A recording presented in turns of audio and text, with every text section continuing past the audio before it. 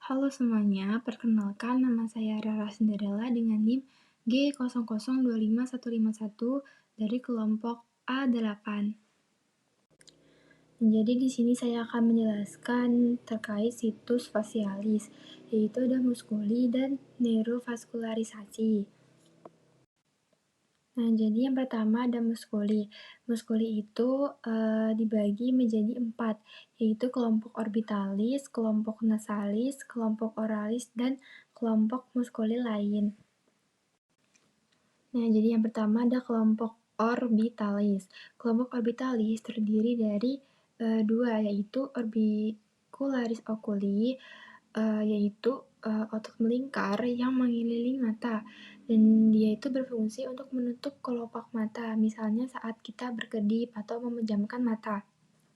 Lalu yang kedua ada M. corrugator supercilia yang terletak di bawah alis yang berfungsi untuk menarik alis ke bawah dan ke dalam, sehingga akan menimbulkan kerutan di dahi. Dan itu menunjukkan kerutan ekspresi marah atau khawatir. Kemudian ada kelompok nasalis. Kelompok nasalis ini dibagi ada 2, yaitu M nasalis. M nasalis ini terdiri dari 2 bagian juga, yaitu ada pars transversa yang berfungsi untuk mengecilkan lubang-lubang hidung, dan pars alaris yang berfungsi untuk melebarkan lubang-lubang hidung. Terus yang kedua itu ada procerus. Yang procerus ini letaknya berada di antara alis, tepat di atas pangkal hidung. Dan terakhir ada M. depressor septinasi yang berfungsi untuk menarik septum nasi ke bawah untuk membantu menutup lubang hidung. Nah, kemudian ada kelompok oralis.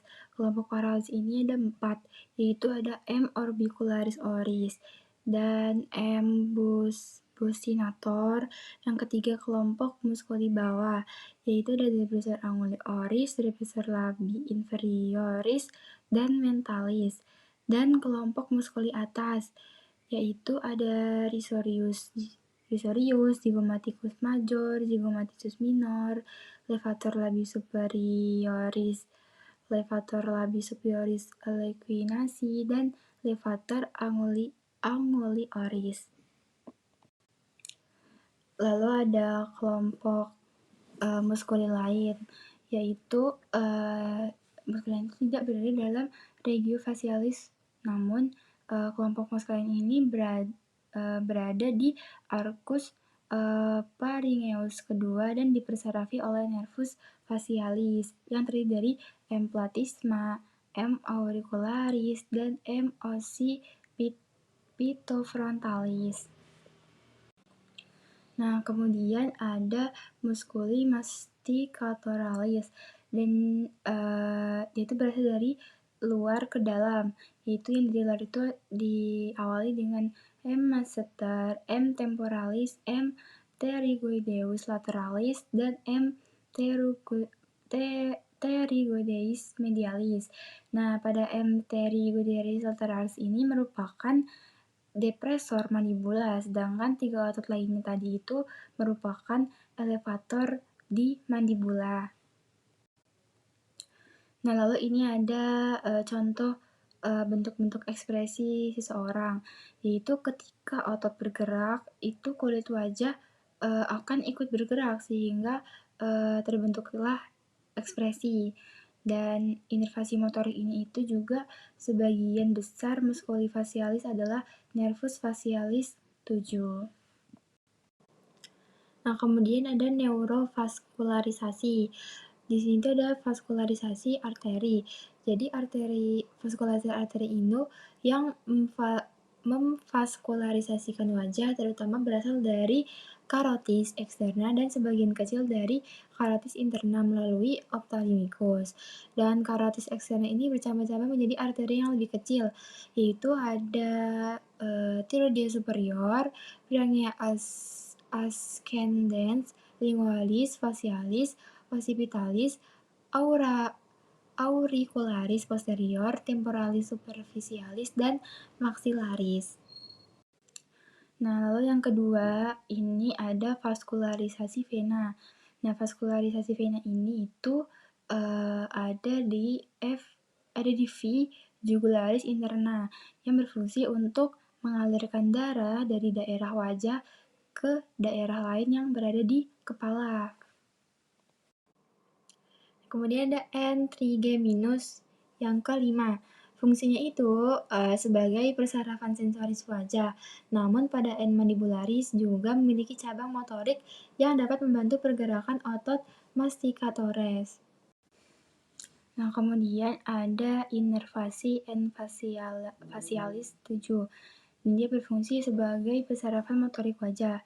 Dan selain persarafan motorik, inervasi ini juga ada dari persarafan sensorik, yaitu dari rasa anterior lidah dan dari inervasi parasimpatis, yaitu dari kelenjar air mata dan kelenjar ludah. Ini kecuali pada parotis ya. Nah, kemudian ada drainase lymphatiki. Pada drainase lymphatiki ini akan mengalir ke 3 kelompok nodus lymphaticus, yaitu ada nodi lymphatiki submentales, nodi lymphatiki submandibulares, dan nodi lymphatiki preauriculares dan parotidae. Kemudian yang terakhir ada korelasi klinis. Lalu yang pertama itu ada Bell's palsy. Bell's palsy merupakan kelumpuhan nervus facialis. Bell's palsy ini tuh biasanya ditandai dengan hilangnya fungsi motorium seluruh regio facialis ipsilateral. Nah, terus ada paralysis of platysma.